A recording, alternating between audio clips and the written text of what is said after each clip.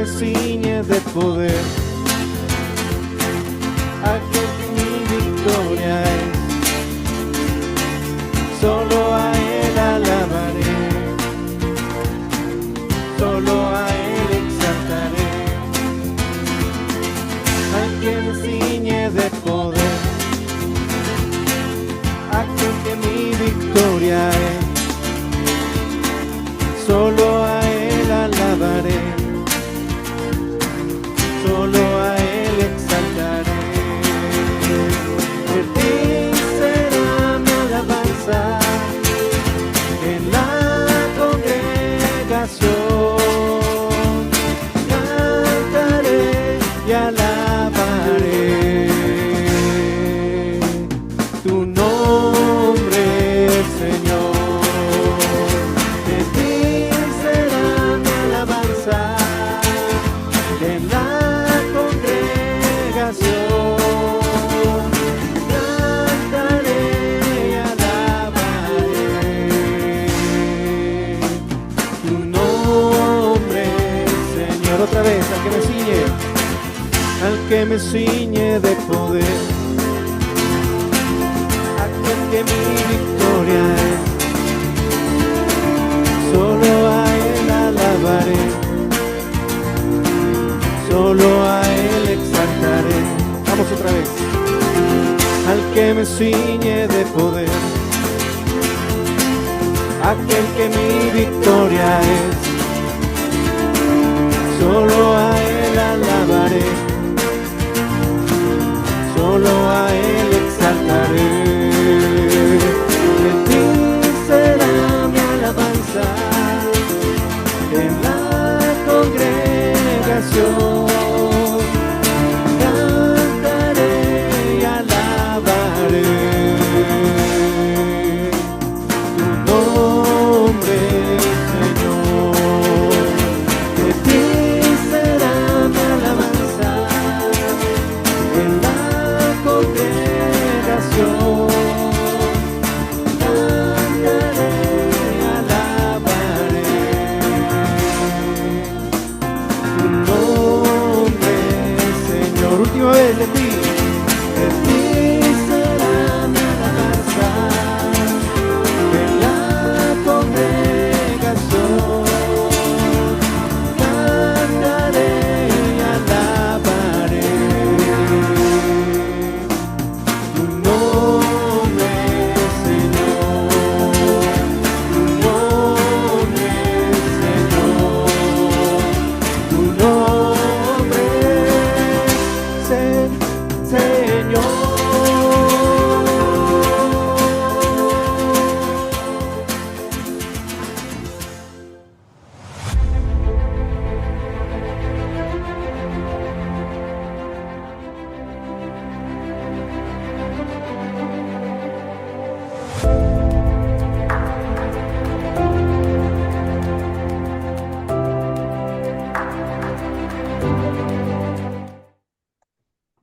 Buenas noches, queridos hermanos de nuestras iglesias en Honduras, Tegucigalpa, Comayagua, San Pedro Sula, nuestros hermanos de Puerto Barrio, los de Ciguatepeque, la gente también de Copán. Sean bienvenidos a nuestro miércoles de enseñanza del mes de septiembre. Eduardo, ¿cómo estás? Muy bien, contento. Muchas gracias, hermano. Muchas gracias, familia. Siempre es una alegría, siempre es un gozo poder tener este segmento que ahí vamos, ya llevamos varios añitos, de hecho, trabajando en él y queremos cada vez dar un buen producto, un producto serio, responsable, cada vez aprendiendo también, porque para nosotros ha sido una tremenda escuela, papá. Es una cosa que nos desafía mucho también, pero ha sido maravilloso, muy feliz. Saludos a todas las iglesias acá en Honduras, a los que nos ven fuera de Honduras, aún aquellos que no son miembros de nuestra iglesia también y nos ven. Somos un grupo también cristiano imperfecto, siempre lo decimos así, pero que queremos comprometernos con buscar la verdad, con ir a la Biblia, con ser bíblicos y poder vivir una vida conforme a la voluntad de Dios, ¿verdad? Y su gracia maravillosa. Muy bien, vamos a orar para que Dios se quede en control y podamos entrar con ganas al tema. Así que acompáñame a orar. Señor y Padre Celestial, muchísimas gracias, Padre, por permitirnos nuevamente estar en este miércoles de enseñanza para las iglesias de Honduras, Padre. Gracias por este privilegio, Señor. Danos el entendimiento y la forma de poder expresar correctamente tu palabra, Señor. Guíanos a través de cada uno de los comentarios que hacemos y cada uno de los estudios que hemos realizado para que nuestros hermanos se puedan nutrir en lo que es tu palabra. Gracias nuevamente, Padre, y es en Jesús que te oramos. Amén. Amén. Gracias, papá. Bueno, voy a compartir la pantalla, vamos a ver de la presentación que traemos hoy. Bueno, ahí salimos nosotros.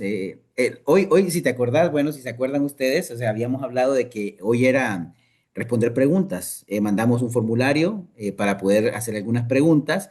No todos hicieron preguntas, pero sí tenemos de las tres iglesias algunas preguntas. Hemos resumido siete, digamos, de ellas que nos han hecho con las doctrinas de salvación, sobre salvación que estuvimos viendo en los meses ¿cómo se llama? De junio, julio y agosto. Esto fue lo que vimos, si ustedes se acuerdan, voy a hacer un repaso rapidísimo, ¿no? Para que ustedes se recuerden. En junio hablamos del efecto y la realidad del pecado. Hablamos acerca de qué produce el pecado, qué hace en el ser humano y la condición humana, cómo estamos en un problema serio. Todo ser humano estamos en un problema serio. ¿Y de cuál es el problema? Bueno, abajo les puse la escritura. Romanos 5:9. Esta es la Nueva Biblia de las Américas. Entonces, mucho más, habiendo sido justificados por su sangre, seremos salvos de la ira de Dios por medio de él. Cuando a usted le preguntan, bueno, ¿y de qué necesito ser salvado? Bueno, de Dios, en realidad, de la ira de Dios, porque el pecado, la desobediencia, la rebeldía hacia Dios, el creador del universo, va a tener un precio. Y tenemos ese problema como humanidad que tenemos que resolver. Y ese es el efecto del pecado, que estamos condenados, estamos incapacitados, estamos sin la posibilidad alguna de poder hacer algo. Y estamos en esa condición miserable, llamémosla así, en la que no tenemos ni siquiera las habilidades necesarias para poder satisfacer las demandas de un Dios santo, un Dios perfecto. Y por eso somos merecedores de la ira, es lo que enseña la Biblia. Tal vez este concepto puede ser hasta difícil de entender para algunos, para alguien que nunca ha estado en contacto con un libro religioso, tal vez, o con un contexto religioso, pero para los que somos cristianos y vemos la Biblia, entendemos esta situación. El ser humano va a poder ser capaz de entender esto y usted, mi amigo, o que algún amigo que pueda estar viendo esta sesión, para poder, usted tiene que entender su problema real. Como cristianos, antes de ser cristianos lo entendimos. Yo siempre comparto que recuerdo muy bien cuando fui confrontado con la Biblia y cuando se me cayó la máscara, digamos, se me cayó la venda en los ojos y me di cuenta que tenía un problema con Dios. Yo pensaba que era bueno, sacaba buenas notas, mis papás estaban orgullosos de mí y aquí está mi papá. Yo estaba, pues, podrían decir, no, mi hijo pues no daba problemas, más que lo que ocultaba tal vez, Eh, pero, pero en realidad me di cuenta, estoy en un problema, no estoy bien con Dios. Y eso, esa realidad, ese momento especial nos lleva a la siguiente parte que estuvimos estudiando en julio, la conversión bíblica. O sea, entender cómo es el proceso de que pasamos de una condición de muerte espiritual, de una condición en la que estamos separados de Dios, apartados de Dios, condenados, merecedores de la ira, a pasar a algo diferente, a las promesas de Dios, al amor de Dios, a la vida con Dios. ¿Cómo es ese nuevo nacimiento? Porque lo que estamos conscientes es que todos tienen que nacer de nuevo. Primera de Juan 3, del 1 al 7. Pueden leer la historia de Jesús y Nicodemo. Y entonces hablamos de la conversión bíblica, hablamos de los problemas de la conversión hoy, como los cristianos, y hablamos de posturas, ¿te acuerdas? Hablamos de las Sí. posturas históricas, hablamos de muchas cosas, digamos, de cómo lo ven algunos movimientos también protestantes, católicos, cómo vemos todo esto de la conversión, cómo vemos el tema del pecado, cómo vemos en el siguiente la necesidad de perseverar. Entonces, hemos estado estudiando, si no la has visto, hermano, tal vez entres un poco enredado ahorita, pero hay que verlas, hay que ir a ver esas clases, aprovechémoslas, aquí están en YouTube, o sea, ustedes pueden, en cualquier momento del día, pueden tomar un espacio. Y cuando alguien me dice que no tiene espacio ni una hora para poder ver algo que lo va a edificar, a mí me da tristeza porque es evidente que no tiene interés en este tipo de cosas, pero la verdad, ahí tienen. Eventualmente sé que Dios les va a guiar al arrepentimiento, van a verlas y van a crecer, a aprender junto con nosotros. Y finalmente, en agosto, el mes pasado, hablamos de la necesidad de perseverar, porque hablábamos que, bueno, hay un nuevo nacimiento, pero también la Biblia recurrentemente da muchas advertencias, hace mucho llamado a una vida de obediencia, una vida de perseverancia, una vida de entrega, una vida de devoción, una vida que tengamos cuidado. Y de hecho la Biblia nos advierte, cuidado de que no haya en ustedes un corazón malo de incredulidad que los haga apartarse del Dios vivo. Hebreos 3 del 2 en adelante. Y hace muchos llamados también a permanecer. Entonces, ¿cómo es eso? ¿Cómo funciona? También ya lo vimos en la clase de agosto. Entonces, hoy vamos a las preguntas. ¿A qué preguntas nos hicieron? Vamos a abordar las que nos han hecho, que están relacionadas obviamente con la conversión, el bautismo, la perseverancia, el pecado persistente y otras, y una escritura ahí que fue recurrente también. Tratamos de resumirlas de alguna forma para que fuera sencillo, eh, para poder abordarlas lo más fácil posible. Vamos a seguir respondiendo preguntas, evidentemente, pero hoy nos enfocamos en aquellos que fueron diligentes y llenaron el formulario y pudieron enviar sus preguntas a tiempo. Entonces, Papa, ¿algún comentario? No, solamente que recomendarle a nuestros hermanos que miren esas tres clases, porque hay una buena enseñanza y hay mucha información que les va a despejar muchas dudas. Algunas de las respuestas de las preguntas que se nos hicieron eh, dentro de las clases se habían abordado. Ok, entonces vamos a la primera pregunta. Sí. Listo, pues. Bueno, pregunta número uno, aquí. Dice acá, una persona inconversa que agoniza puede salvarse si cree y se arrepiente en último momento, aunque no haya tenido la oportunidad de bautizarse. Bueno, perdón ahí porque me falta la tilde en la U, pero bien. Eh, bueno, es una pregunta interesante, una pregunta también que tenemos que analizarla un poco mejor, o sea, porque, por ejemplo, no sé si ustedes se recuerdan cuando Jesús le hacían preguntas. Jesús a veces no respondía a las preguntas, se los digo. Normalmente hacía otras preguntas. Entonces voy a usar la técnica de Jesús de alguna manera. Cuando alguien, y hay que ser sensible, yo quiero ser muy sensible, evidentemente, el momento en que una persona agoniza, en el que siente que se acaba su vida, obviamente no va a actuar de la forma más racional posible, porque se va a estar guiado primeramente por una emoción de desesperación que empatizamos realmente, somos seres humanos todos, pero esta persona va a tender a tomar una decisión de, digamos, lo que sea para salvarme, digamos, o sea. Pero en realidad una persona puede ser que en un momento último pueda realmente ocurrir todo esto, creer, se arrepiente completamente de todo. Y uno puede pensar que sí, porque las emociones en ese momento son demasiado intensas. Pero también hay una pregunta que yo haría más bien es, ¿será que esta persona no tuvo ninguna oportunidad en el resto de su vida de que Dios le estuvo llamando, que Dios le estuvo buscando, que Dios le estuvo tocando a la puerta de alguna manera para que su corazón se abriera y pudiera realmente comprometerse con Él? ¿Por qué esperar hasta el último momento, por ejemplo? ¿Por qué esperar hasta un último momento para poder arrepentirse? ¿O por qué creemos que ese es el momento? Porque a veces, si una respuesta, si yo te dijera esto, sí, podría decir, ah, bueno, pues esperemos el último momento y no hay problema, así me ahorro un montón de situaciones, pero sería algo raro, ¿no? Sería algo raro.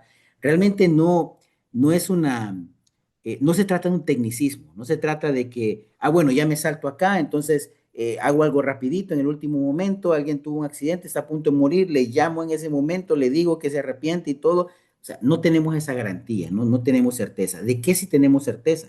De una conversión bíblica, de una fe genuina basada en Dios, un arrepentimiento, que esto no va a ocurrir a veces de una forma tan inmediata. Posiblemente sí, pero el patrón real no es siempre así. Entonces, pero necesitan un arrepentimiento y el arrepentimiento, la metanoia es un cambio de mentalidad. Es una forma de ver diferente las cosas. Y ustedes se acuerdan también, por ejemplo, la escritura cuando habla de Saqueo, que Saqueo invita a Jesús, el chaparrito que te era cobrador de impuestos, invita a Jesús a su casa, Jesús se acerca y está con él y estaba tan alegre y dijo, bueno, si le he hecho daño a alguien, lo voy a reponer 4 veces más. Ese es un arrepentimiento. El arrepentimiento te lleva a un cambio, a una transformación total, la metanoia. Entonces, ¿puede alguien arrepentirse? No lo sé. No lo sé si en cuestión de minutos, segundos, puede ocurrir esta obra. Dios la puede hacer, evidentemente, sí. Pero realmente, ¿será que este es el plan de Dios? Bueno, ¿será que Dios diseñó que solamente hasta el último segundo esta persona se iba a arrepentir? ¿O será que esta persona quizás persistió en necedad durante toda su vida y ahora solo está en un momento desesperado de poder, pues, agarrar lo que sea, ¿no? Cuando está desesperado, como dice, uno agarra lo que sea. cuando estás con hambre y no has comido, comes lo que sea, hasta lo que no comerías, y está posiblemente esta persona en una situación similar, donde podría estar actuando de una manera de que recibe lo que sea porque pues está desesperado. Entonces, yo nunca recomendaría ningún término como llegar a este momento. No lo sé si esa persona pueda tener una conversión completa en ese momento. Tampoco sé, tampoco diría que lo condenaría, tampoco diría que no, esta persona va a ser condenada a la eternidad sin Dios, al infierno. Tampoco diría eso. Pero mi respuesta sería, no creo que se deba llegar hasta este momento, no tenemos certeza, sí tengo certeza cuando veo las promesas de Dios en una conversión bíblica completa, eso sí me da certeza. Ahí puedo estar tranquilo, ahí puedo estar en paz, porque la promesa de Dios es real para mí. Entonces, no sé, ¿tienes algún comentario, papá? Sí, volvemos a lo mismo. Muchas personas eh, hacen este tipo de preguntas que dificultan un poco lo de la conversión bíblica, porque se basan en lo que ya explicamos en la clase anterior acerca eh, del ladrón que estaba junto a Jesús. Ya hicimos el comentario en ese tiempo. Recuerda que Jesús estaba vivo y él vino y en la cruz le dijo, te aseguro que esta noche estarás conmigo en el paraíso. Es la salvación directa de Jesús. Pero, y el otro ladrón no se arrepintió y tuvo la oportunidad. Entonces, creo que es bien difícil y yo creo que nuestra posición es la más correcta, es del arrepentimiento genuino y la fe, por supuesto. El arrepentimiento, ¿cómo lo vamos a reconocer nosotros? Cuando una persona llega al bautismo y se bautiza, el arrepentimiento está en él y miramos los cambios, porque esa es la transformación que Dios hace en cada una de las personas cuando decimos ser sus hijos. Básicamente eso. Sí, todas esas obras buenas que Dios termina haciendo en nosotros son evidencia, la evidencia real. Cuando una persona está en un momento desesperado, no se ve eso, no lo sabemos. Entonces, no tenemos certeza. A nosotros nos da certeza ver también cómo Dios obra con el corazón de las personas. Ahora bien, no conocemos el corazón de las personas. En realidad, en ningún momento nosotros podríamos afirmar con certeza total de que alguien es salvo o no es salvo, de alguna forma porque tenemos esa confianza, porque vemos la Biblia y vemos lo que nos ha dejado, pero en realidad solo Dios conoce el corazón. Solo Dios conoce el corazón de la persona que se ha convertido y si su conversión es verdadera realmente. Entonces, en tenemos ese tema, hermano, me gustaría decirte, yo creo que la respuesta que espera este hermano es, sí, no se preocupe, todo está bien y no, tranquilo, no necesariamente no lo sabemos. Hay cosas que no vamos a saber, pero hay cosas que sí tenemos certeza y es una conversión bíblica me da la confianza a mí que Dios mismo me dejó para poder saber que soy salvado, que fui sellado por el Espíritu Santo y que soy heredero de las promesas de Dios, ¿ok? Entonces, bueno, seguimos con la segunda entonces. Eh, léela si querés, papá, para que la explicamos. Vas a tener que leerla Ah, porque bueno, está sí, pequeña. termina pequeña. Bueno, No, pues dale. sí. Esta pregunta está preguntando acerca de 1 Juan 5, 16 al 17. Dice ahí, si alguien ve a su hermano cometiendo un pecado que no lleva a la muerte, pedirá, y por él Dios dará vida a los que cometen pecado que no lleva a la muerte. Hay un pecado que lleva a la muerte. Yo no digo que se deba pedir por ese. Toda injusticia es pecado, pero hay pecado que no lleva a la muerte. Entonces la pregunta que hace la persona que nos envió acá es, ¿a qué se refiere que hay un pecado que lleva a la muerte y otro que no? Bueno, buena pregunta, la verdad, porque este texto también nos hace, nosotros, ¿qué idea tenemos? Cuando estudiamos el pecado, hablamos de que todos los pecados son iguales en el sentido de que cualquier pecado me separa de Dios. Cualquier pecado hace de que yo no sea competente para para la ley de Dios, para cumplir las demandas de Dios. Pero obviamente son diferentes en las consecuencias que tienen en la vida terrenal y en la vida personal, en el daño también que nos hacen. No es lo mismo de repente que a veces alguien haya sentido envidia por un momento que pasó o que alguien haya asesinado a alguien, ¿ok? Que haya consumado su envidia a un nivel superior. No es lo mismo. Pero aquí dice pecado que lleva a la muerte y otro pecado que no. Miren que es interesante que la mayoría de personas, estudiando un poco, han llegado a la conclusión de que el pecado que lleva a la muerte en realidad es la apostasía. Es decir, Es el pecado de donde hay una resistencia total, obstinada y absoluta hacia Dios. El apartarme de Dios, una incredulidad terca, ¿no? Una incredulidad donde me resisto completamente. Ese pecado lleva a la muerte, porque si no hay arrepentimiento, no hay conversión. Y empieza por la fe. Recordemos que la fe es la clave de todo esto. Yo no puedo arrepentirme si no creo. Tengo que creer lo que está ocurriendo en mi condición para poder arrepentirme. Y si me arrepiento, voy a dar el paso de fe y me rindo a Jesús y me uno a Él en las aguas bautismales. Entonces, observen acá. Esto podría ser el pecado sin arrepentimiento.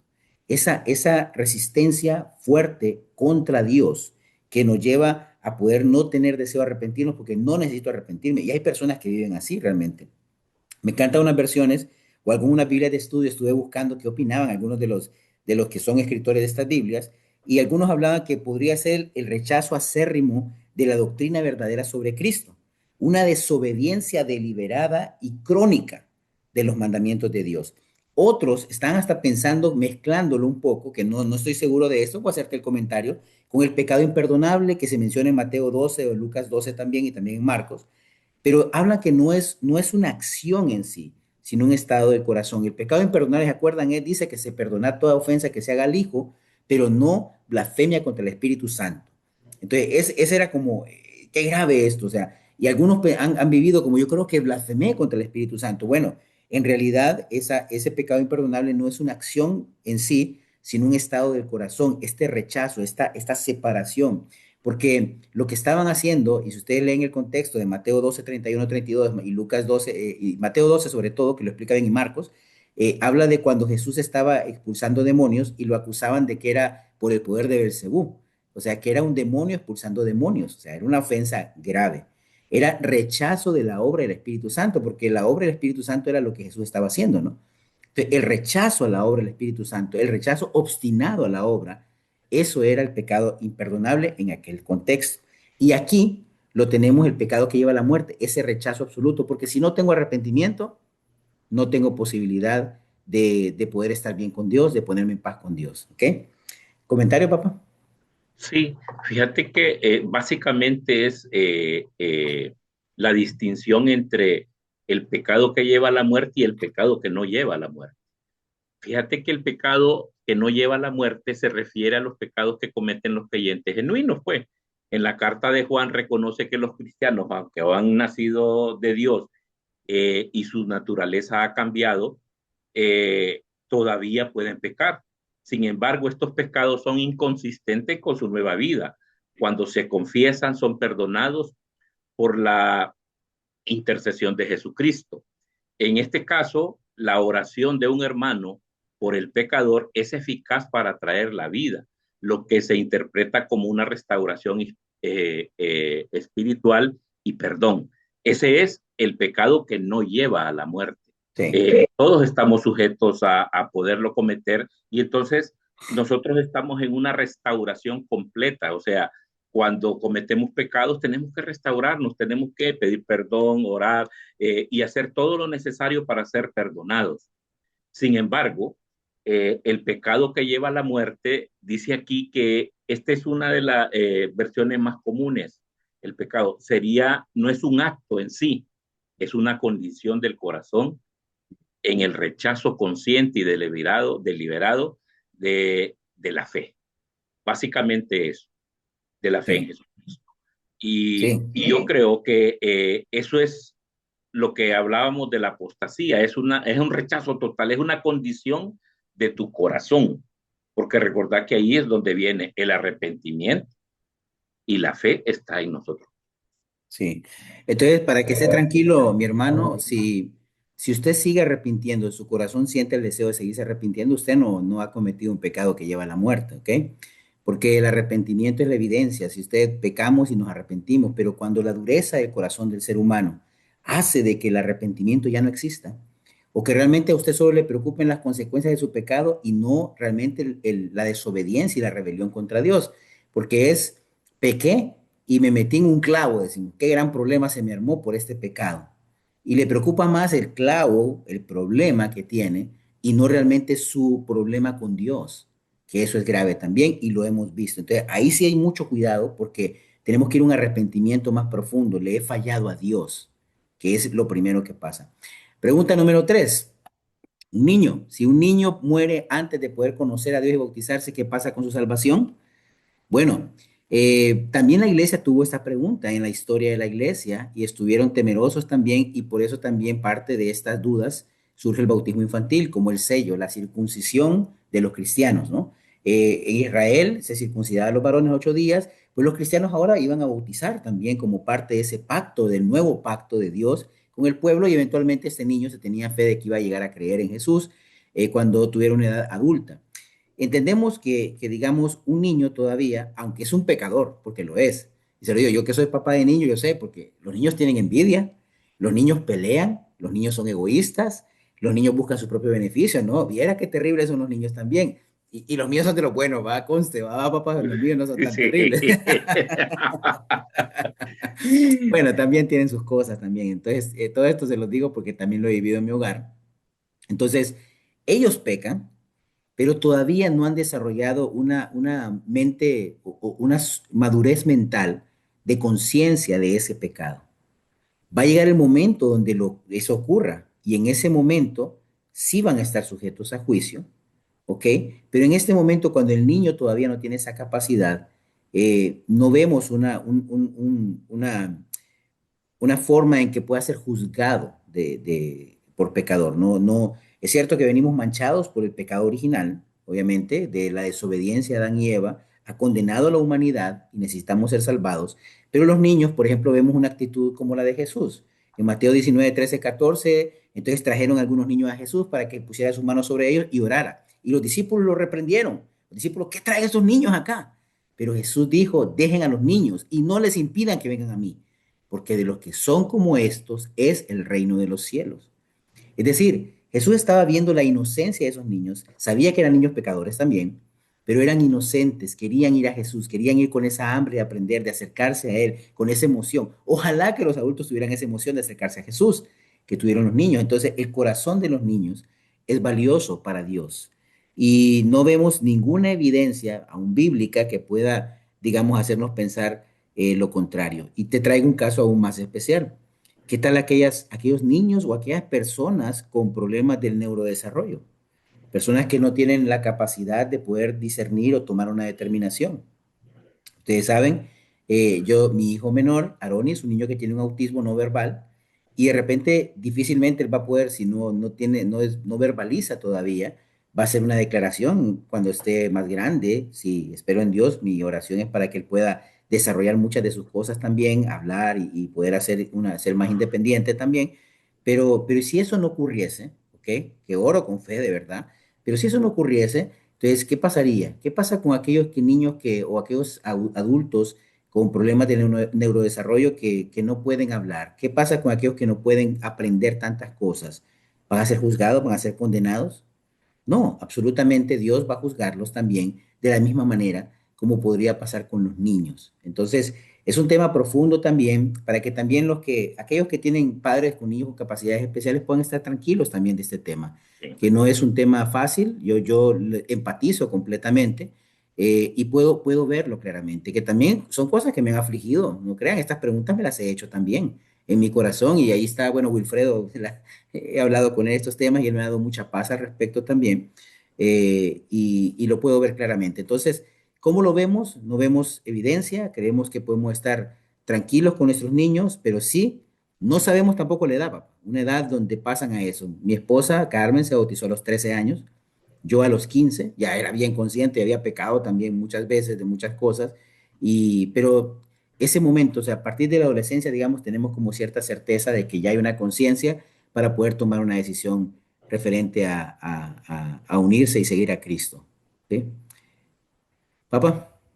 Sí, fíjate que la Biblia no da una respuesta explícita o directa, pero la mayoría de las interpretaciones teológicas y especialmente los protestantes evangélicos se basan en varios principios bíblicos y ellos llegan a la conclusión de una edad de responsabilidad. La idea es que hay una edad de responsabilidad o una edad del conocimiento. y es central en esta discusión. La Biblia sugiere que Dios juzga a las personas basándose en la capacidad para discernir entre el bien y el mal y para tomar una decisión consciente de su fe. Entonces, los niños generalmente nosotros la tomamos como de 13, 14 años, que es una edad que ya los muchachos empiezan a discernir correctamente y por eso vas a ver muchachos bautizantes de 14, 15 años, que es una edad muy bonita para poderse bautizar. Entonces, de ahí lo que decías vos, las personas con retos especiales, realmente sus padres tienen que estar tranquilos porque un día nos vamos a ver con ellos en el cielo, porque sí están cubiertos. Y Jesús dijo, dejen que los niños vengan a mí, porque de ellos son los que heredarán el reino de los cielos. Así es, así es. Bueno, pregunta número 4, vamos a ver. En el tema de perseverar, dice, hay personas que están batallando con pecados de adicción y caen eventualmente. ¿Cuál sería el enfoque para ellos en cuanto al tema de perseverar? Cero recaídas, medir un progreso, etcétera. Ok, quiero entender bien la pregunta, tal vez, ojalá que podamos dar la respuesta adecuada a la persona que la hizo. Entendemos, y miren, el tema de las adicciones es un tema duro, muy difícil. Tal vez, digamos, si usted mi hermano querido, mi hermana querida, no tuvo una adicción, porque usted pudo tener pecados, pero una cosa es nuestros pecados y otra cosa es una adicción, drogas o vicios, aún situaciones de inmoralidad también. O sea, todas esas cosas pueden ser cosas que están tan arraigadas, tan difíciles a veces en la naturaleza humana, que van a ser también un fantasma que los va a acompañar el resto de su vida cristiana, aún también con el que van a tener que luchar. Ahora bien, la buena noticia es que sí es posible, o sea, en realidad el Espíritu Santo tiene poder, en realidad Dios tiene el poder, en realidad sí podemos realmente al acercarnos a Dios transformar todas esas cosas, pero tenemos que tener una rendición y un compromiso absoluto con Dios. Claro, algunas personas van a ser débiles también, algunos cristianos. Yo pienso en algo, y como historia de la iglesia, también de nuestra iglesia, te voy a comentar. Como Iglesia Internacional de Cristo, nosotros tuvimos siempre como un eslogan, tal vez, y era bien intencionado. También nosotros hemos madurado, los que nos conocen, también hemos ido haciendo muchos cambios como iglesia.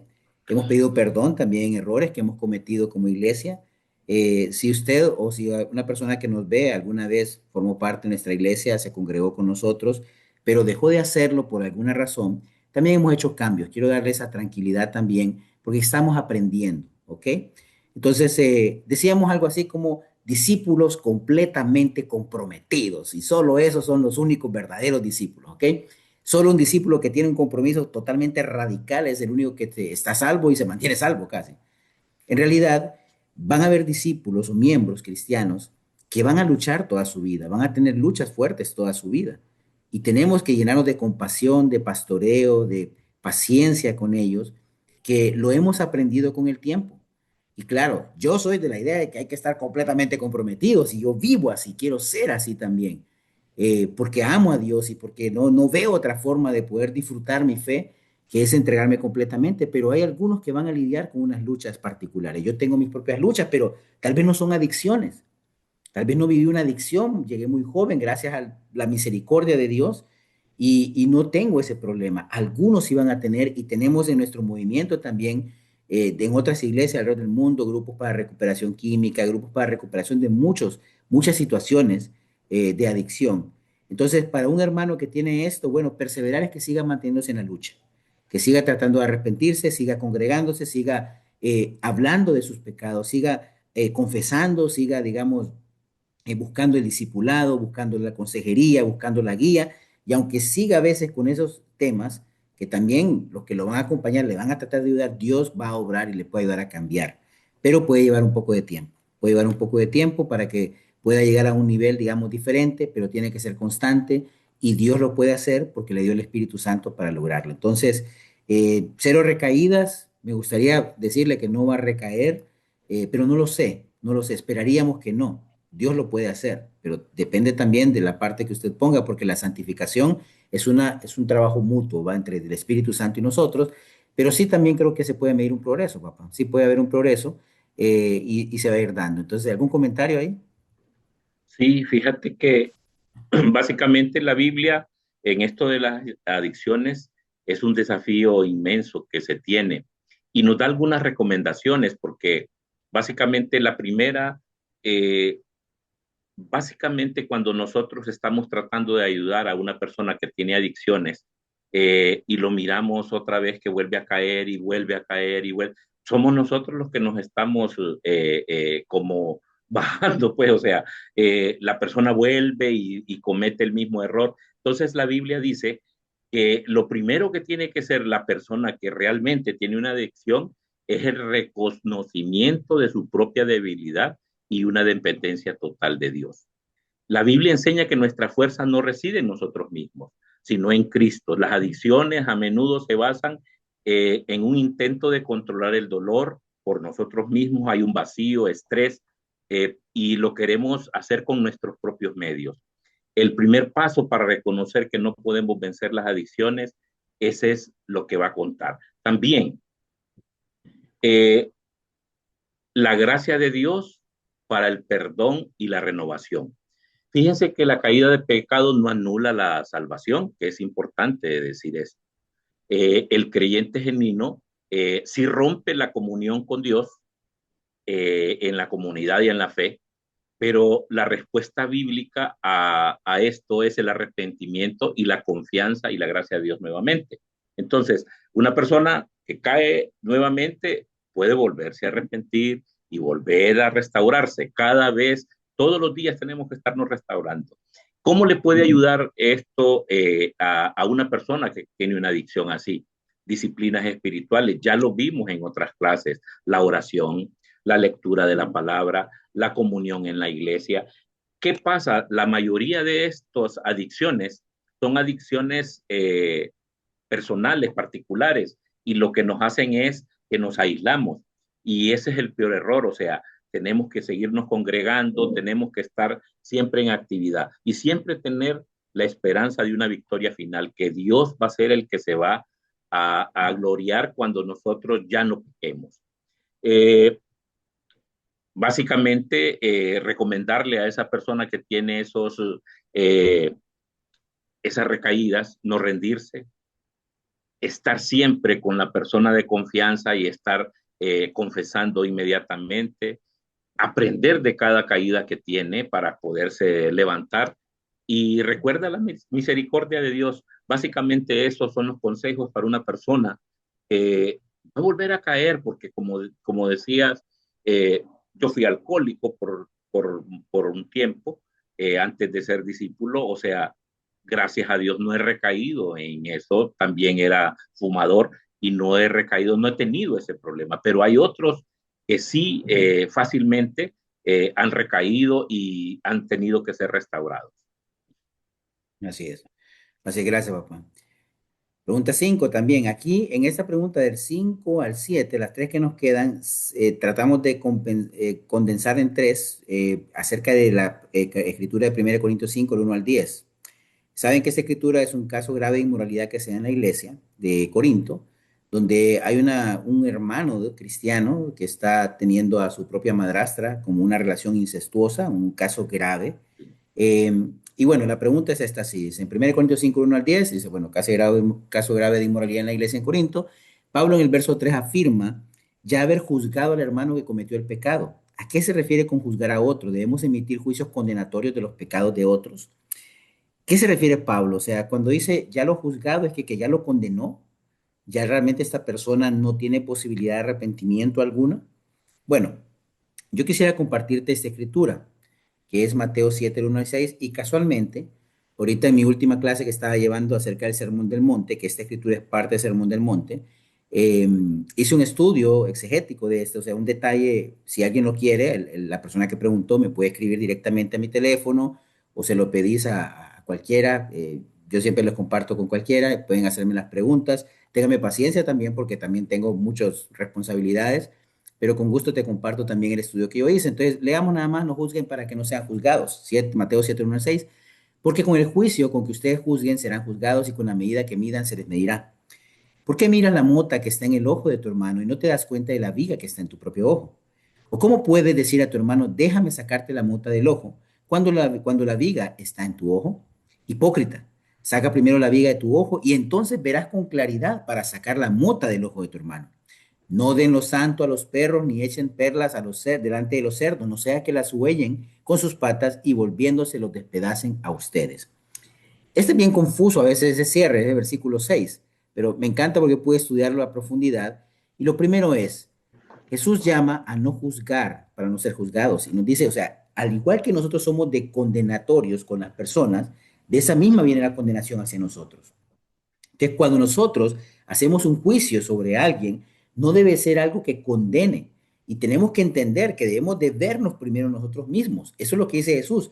No sean como, digamos, porque estaba dándole muy duro acá a los fariseos, a los escribas, diciéndoles, ellos juzgaban a los demás porque se sentían superiores, pero en realidad no se miraban el problema de hipocresía que tenían ellos mismos. No miraban la gravedad del problema en que ellos estaban, porque ellos se sentían mucho mejores que todas las demás personas, entonces emitían juicios que eran inferiores espiritualmente hacia ellos. Y es lo que pasaba acá. Hay que verse primero uno mismo. Hay que ver el tronco, la viga que uno tiene antes de ver la mota o astilla que puede tener alguien allá. Entonces, nuestro corazón al momento de hacer un juicio debe ser con humildad. Dice, hipócrita, saca primero la viga de tu ojo. Entonces dice, después en el verso 6 viene una parte interesante porque no quiere decir que no tenemos que juzgar a nadie. En realidad tenemos que tener discernimiento porque el verso 6 dice, no den lo santo a los perros, ni echen las perlas delante de los cerdos. Yo tengo que saber diferenciar también, no dar lo sagrado a los perros, dice acá, no dar lo santo. Todos los que consiguen en mi investigación encontré que casi todos comentaristas, teólogos, coinciden de que este es el Evangelio.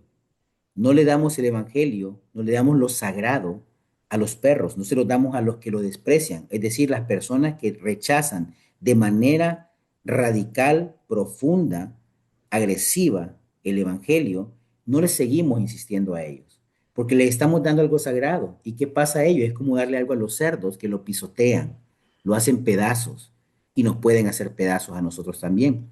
Entonces, sí tenemos que tener un juicio, sí podemos tener un juicio, pero no un juicio condenatorio ni un juicio de superior a inferior, sino un juicio en el que estamos a la par. ¿Qué pasa con Pablo? Entonces, volvamos a Corintios. Pablo estaba realmente juzgando ya lo que había pasado, porque lo que pasó en esa iglesia es que los hermanos en Corinto, con su libertad en Cristo, toleraban a este hermano. Ah, está bien, tiene así, pero nosotros somos libres en Cristo ya. Nosotros estamos bien, no hay problema porque Cristo está más allá de eso, hemos sido perdonados y están tomando la gracia de una forma inadecuada y Pablo está molesto y dice, yo ya hice un juicio sobre él. Y el juicio de Pablo era, expulsen a ese pecador entre ustedes, saquen a ese pecador, porque él tiene el cuidado, y si ustedes leen todo el texto, se van a dar cuenta que él tiene el cuidado de que un poco de levadura hace fermentar toda la masa, de que si no cuidamos la iglesia, la verdad, esto contamina y debe haber una disciplina en la iglesia, pero para que haya una disciplina tiene que haber un juicio. Entonces, regresando a la pregunta de nuestro querido hermano, primero, un juicio condenatorio no es de nuestra parte, en el sentido que nosotros no mandamos al infierno a nadie. No le decimos vas al infierno. Eso no nos corresponde a nosotros, le corresponde a Dios. Solo Dios puede hacer un juicio condenatorio. Pero sí podemos juzgar cosas que van a afectar nuestra iglesia, sí podemos tener juicio y discernimiento para tomar decisiones referente a casos de pecaminosidad graves que puedan hacer un daño profundo a nuestra iglesia. Entonces, sí lo hacemos. Pablo está mostrando acá, sí podemos hacer un juicio, pero un juicio, tal como les enseñé la otra vez, un juicio que debe ser de tú a tú, no de superior a inferior, y siempre examinándonos nosotros mismos. Entonces, no sé si tenés un comentario, papá, porque la otra está relacionada también, la siguiente parte. Sí, fíjate que Pablo hace una distinción crucial aquí al interactuar con esto. Habla de los de afuera y de los de adentro. Mira, ve lo que estabas diciendo ahorita. Pablo señala que no le corresponde a la iglesia juzgar a los que están fuera, sino a Dios.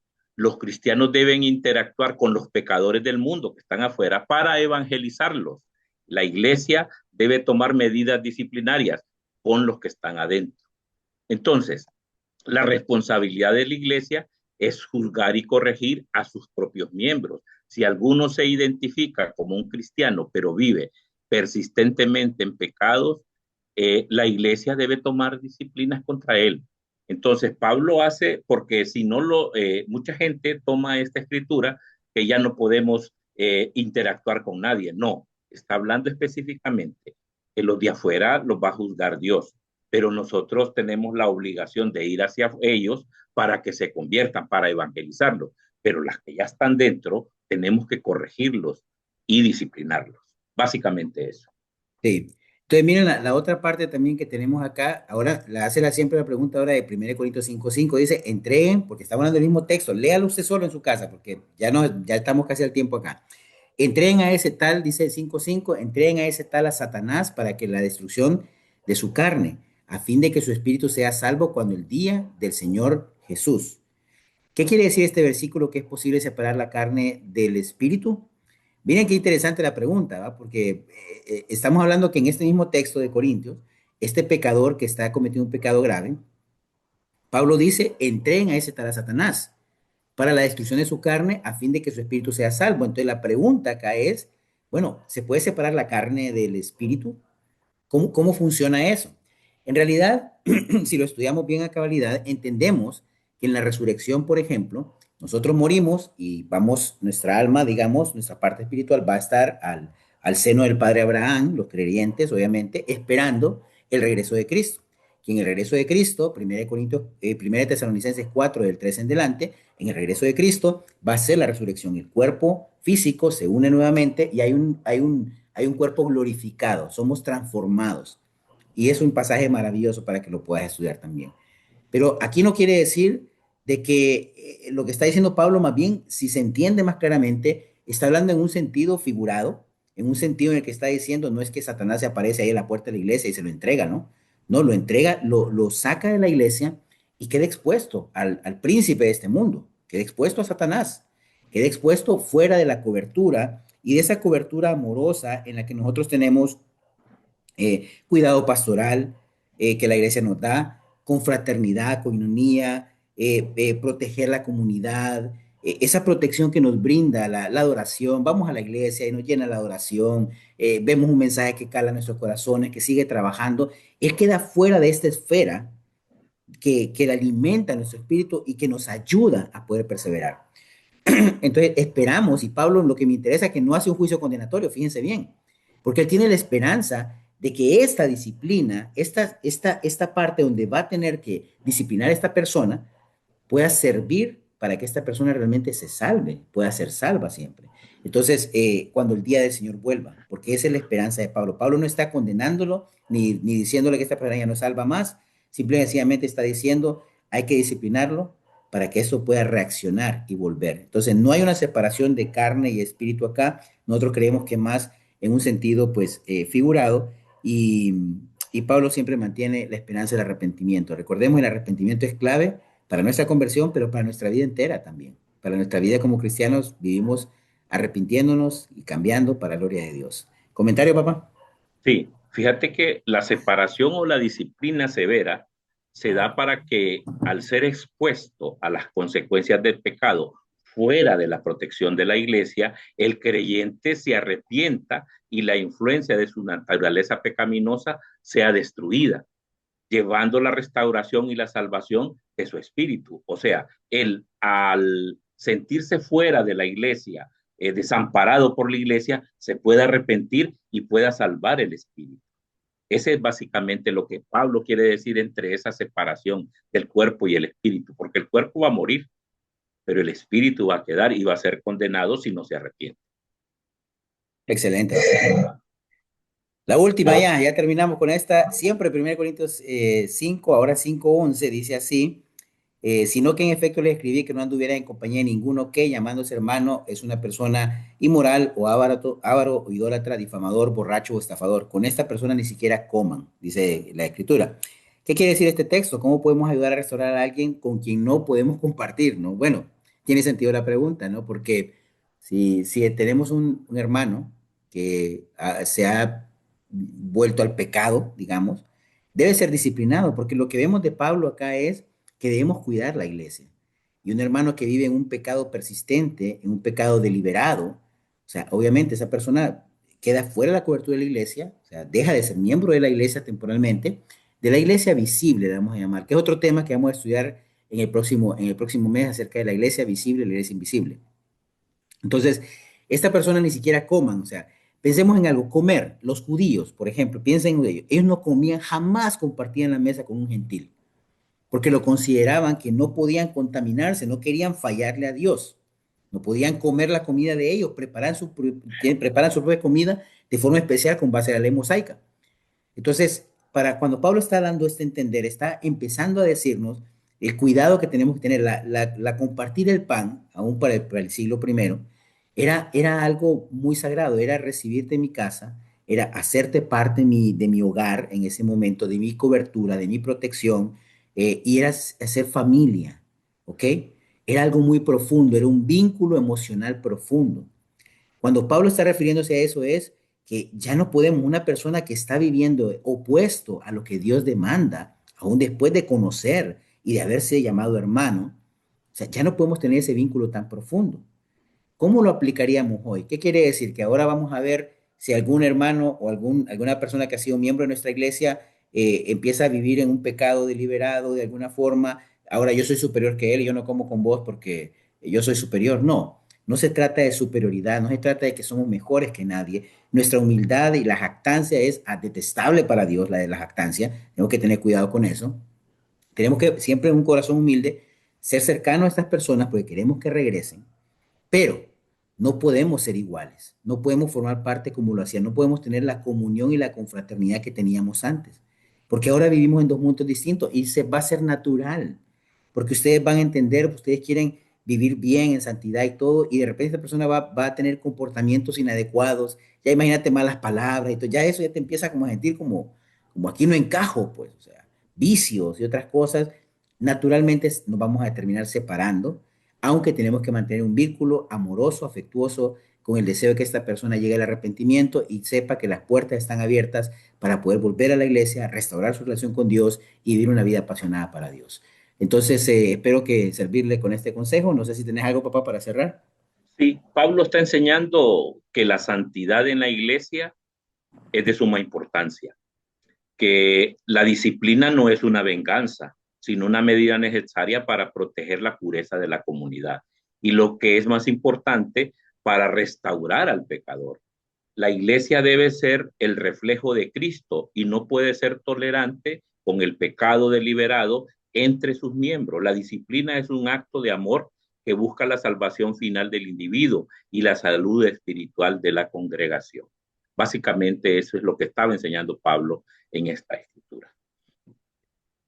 Ok, gracias, papá. Vamos a ver. Ahí está. Ahora, bueno, ya terminamos. Bueno, te quedaste más bajito ahí con la pantalla, papá. Ya estamos, cerramos, ya estamos con el tiempo ya. Espero haber respondido algunas de las preguntas. Tratamos de ordenarlas y de poder, digamos, juntarlas. Sé que tienen más preguntas, pueden hacerlas, pueden escribirnos. Vamos a tratar siempre de estar abiertos. No es usual. Esperé que preguntaran más personas, la verdad. Pero yo sé que a veces no tenemos la cultura de preguntar. Estamos más acostumbrados a que recibir el sermón y quedarme ahí y no preguntar. Pero aprendamos, sigamos creciendo, queremos conocer más. Y eso es lo que nosotros queremos incentivar, un espíritu, una reflexión profunda en las personas que para poder entender más las verdades que Dios nos ha dejado. Entonces, por mi parte, eso es todo. Muy feliz, muy agradecido. Nos vemos en octubre. Gracias y a seguir aprendiendo para la gloria de Dios, para servir mejor a nuestro Señor. Buenas noches, hermanos. Que Dios los bendiga. Nos vemos en nuestro próximo miércoles de enseñanza. Buenas noches. Buenas noches.